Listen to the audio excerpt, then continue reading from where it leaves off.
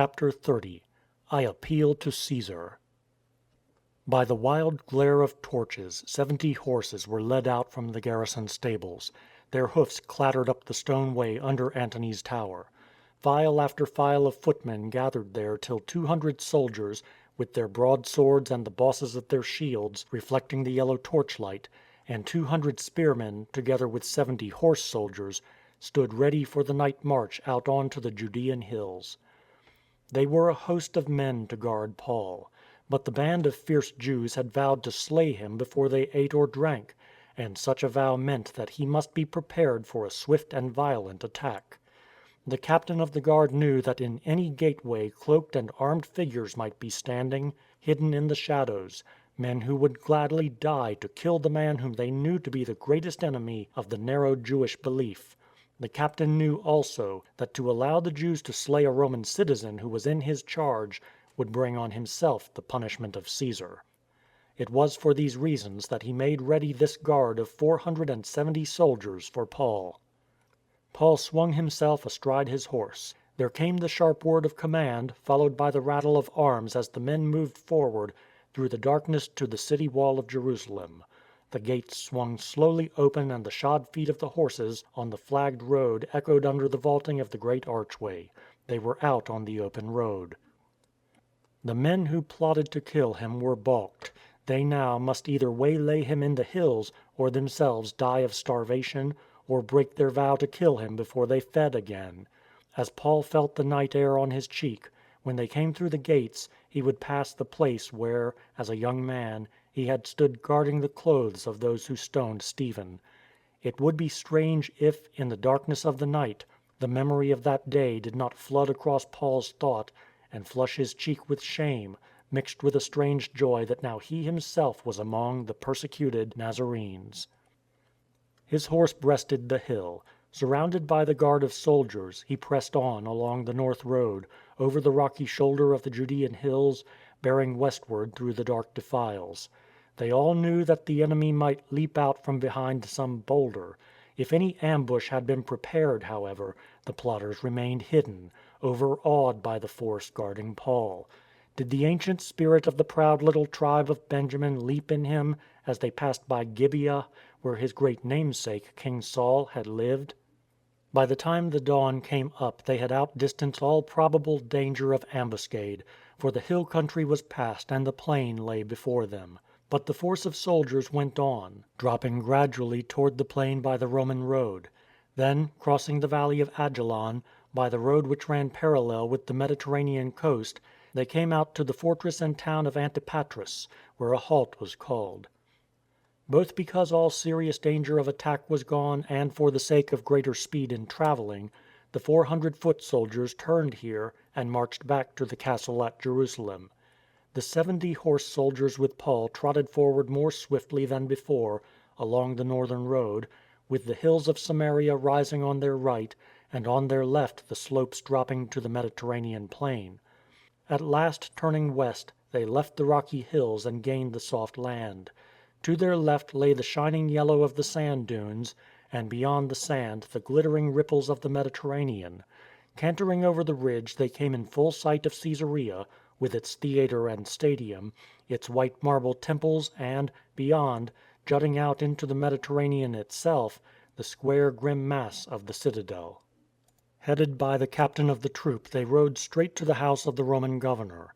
When Paul was ushered into the presence of Felix, the representative of Nero himself, the captain felt in his tunic and brought out the roll on which Claudius Lysias, the chief captain at Jerusalem, had written his letter to the governor, to whom he now handed the parchment. Felix read the letter, which ran, "Greetings from Claudius Lysias to the most excellent governor Felix. This man was taken by the Jews, who would have killed him, but I came with soldiers and rescued him, for I had been given to understand that he was a Roman citizen. Wishing to know what charges they brought against him, I took him before their, the Jews, council. I found that he was accused of breaking their law, but that he was not charged with having done anything that called for punishment by death or even imprisonment. When I was told that the Jews were lying in wait for this man, I at once sent him to you. I have also instructed his accusers to lay their case against him before you. Farewell." Felix read the letter through, and looking up, scanned with curiosity this man, who, though a Jew himself, had fired the Jews with such hatred, and who was also a citizen of Rome itself. "To what province of the empire do you belong?" he asked. "To the province of Cilicia," answered Paul. "I will hear your case," Felix announced, "when your accusers have come down from Jerusalem." Then turning to his officials he said, "Keep this man in Herod's judgment hall." Paul waited and watched for 5 days. Then another cavalcade rode into Caesarea from Jerusalem, headed by the high priest of Jerusalem himself, the greatest man among the Jews and Paul's most powerful enemy. A skillful barrister named Tertullus rode with him. Paul was led into the great hall. Felix was seated there in his marble chair of judgment on a raised platform, and beneath him were his secretaries. There stood the lictors carrying the axes of authority. Soldiers guarded the judge. The bearded high priest, in his robes, sat in dignified silence. When Paul was led to his place behind a marble balustrade, Felix signalled to Tertullus to open the case for the prosecution. Tertullus, with the subtlety of the Oriental orator, began his speech by attempting to flatter the judge and then to prejudice him against Paul. "Most noble Felix," he began, "we always and in all places live under your rule with thankfulness, for it is through you that our nation enjoys great quiet, and it is by your forethought and provision that great boons come to us." We can imagine that Felix, who was used to this kind of pleading, would wave his hand impatiently as though saying, "Get to the business before us." So Tertullus hastened on. "Nevertheless, in order that I may not weary you, I pray that in your clemency you will listen to a few words from us."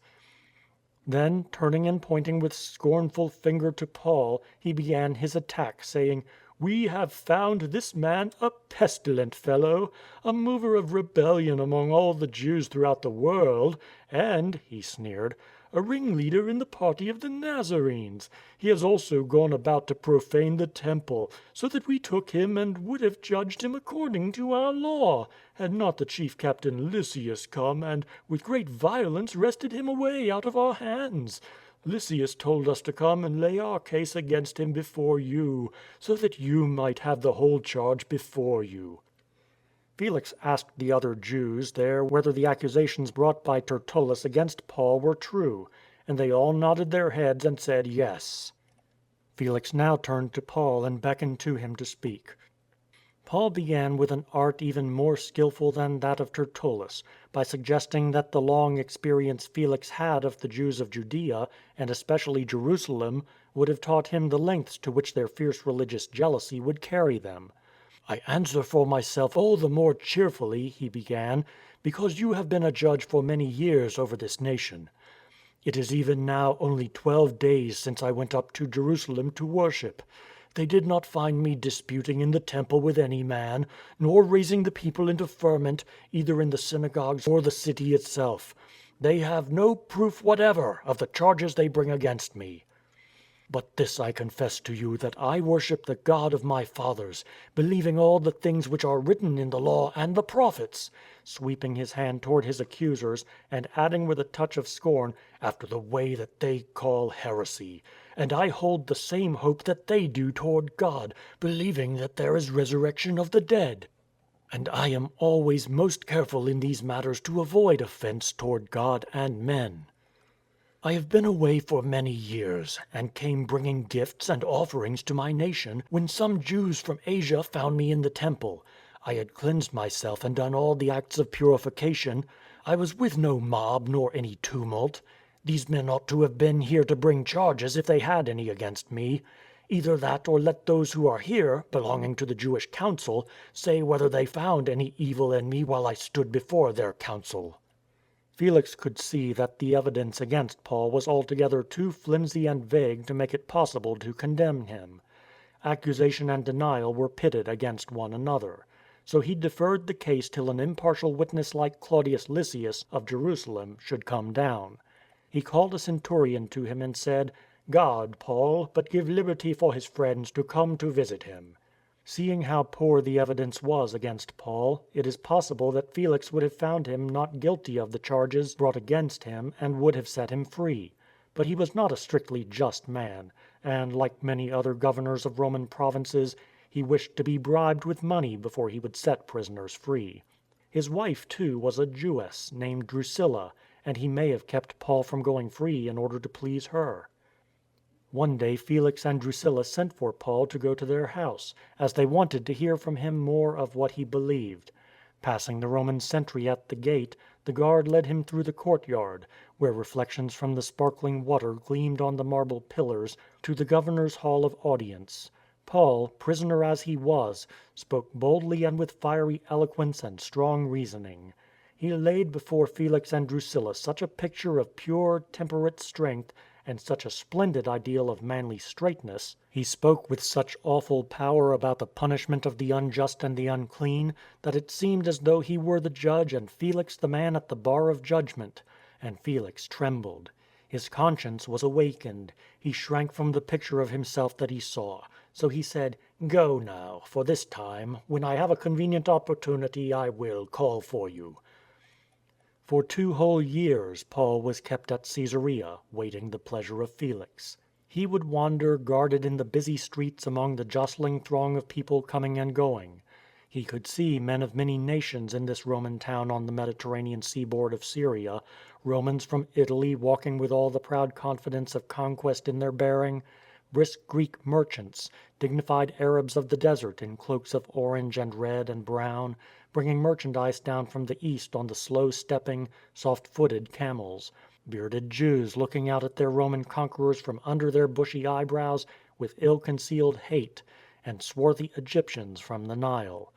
As an educated Jew, born in a city whose university was famous for its school of Greek philosophy, trained under the greatest tutor in Jerusalem, yet also by birth a citizen of the whole Roman Empire, Paul, with that loved companion and strong physician Luke, who stood by him through these hard days, may well have been the only men in all Caesarea at that time whose mind and experience were broad and deep enough to take all these varied people into their sympathetic understanding.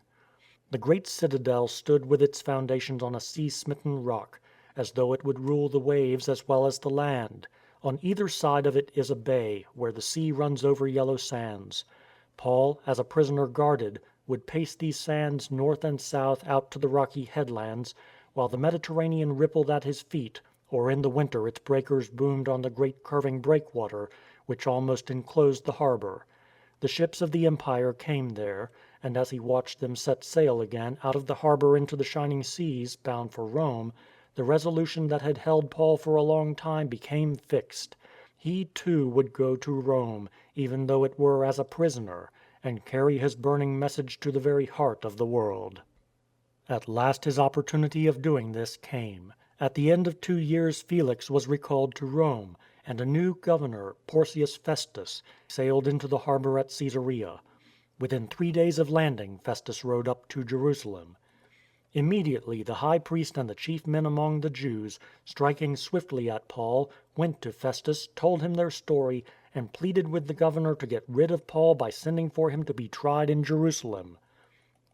Their plan was to place an ambush among the hills behind rocks on the way and have Paul slain. Festus, however, refused. He said, "I am going down to Caesarea shortly and will try him then. Let those among you who are able to leave go down with me and bring your charge against this man." Within a fortnight's time Festus went back to Caesarea, and on the very next day took his seat in the judgment hall, and ordered Paul to be brought before him.